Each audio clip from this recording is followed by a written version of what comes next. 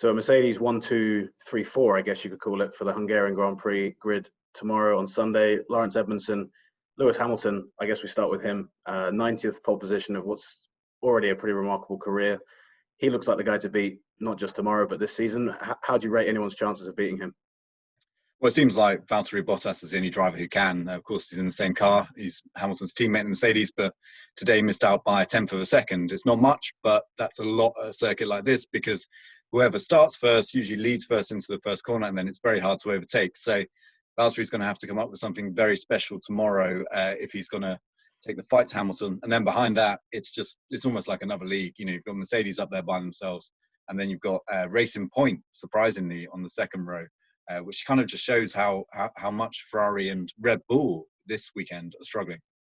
Yeah, and it's quite fitting, isn't it, that we had those two racing points there, given the era of F1 we're in. There's been so much talk about that being the pink Mercedes has been dubbed. Obviously, there's an ongoing investigation into the legality of that car and how close it is. You know, it does look to last year's Mercedes, but you effectively got the 2019 Mercedes right behind the 2020 Mercedes. And like you say, like a different league almost going on behind them.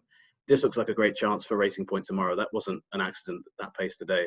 So you'd imagine Stroll and Perez, assuming nothing happens in front with the Mercedes guys, they're basically fighting for third and a return to the podium for that team. It looks that way.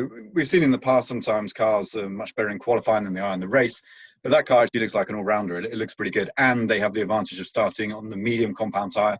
Cars behind are on the soft. So based on what we know about tyres at the Hungaroring, medium tyres are much better tyre to start on, so that's why they chose to do that, and they succeeded. But yeah, it says a lot about F1 at the moment, I think, because you've got what's essentially a car that's so similar to last year's Mercedes. They've gone out of their way to copy every little detail, and arguably within the rules, outside the rules. We wait to kind of hear on that one from the FIA, but they made such a step there that it's a real question as to what other teams do. Do they all start trying to do a similar thing? Do they all start trying to copy the fastest car on the grid?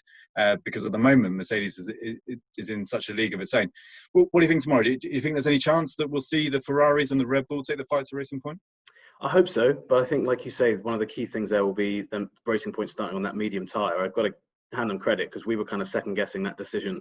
Maybe not to send them out immediately on the medium tyre in Q2, but to send them both out again at the end. It seemed like they were really kind of walking that tightrope in terms of where they might qualify. Who knows, though? You know, there's a threat of rain in the air. I think that probably is the best chance of us seeing a mix-up there.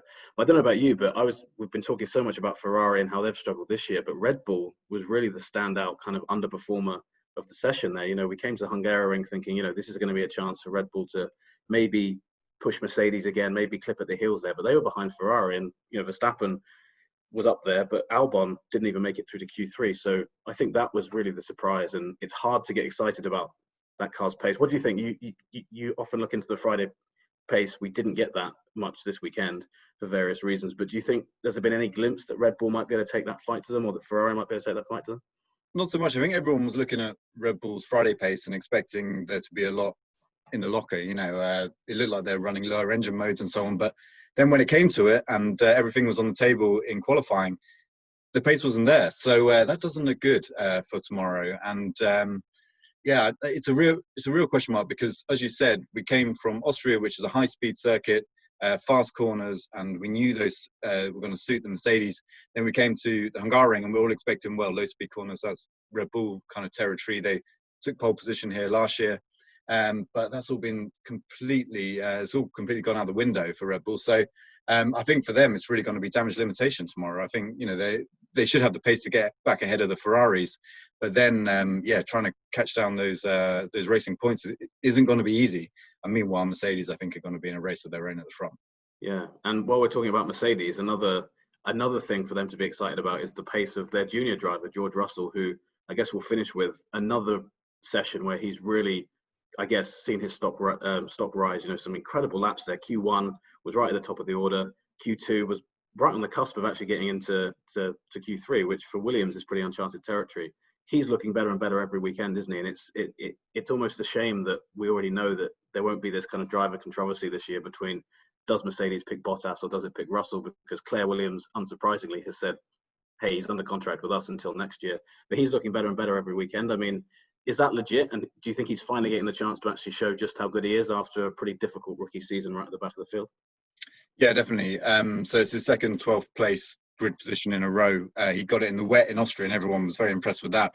But I think it shows a little bit of the progress that Williams has made, because they got both cars into Q2, which I don't remember the last time that happened. But for Williams, that's been a real struggle, because we're so used to seeing them, half a second, nearly a second off the back of the field.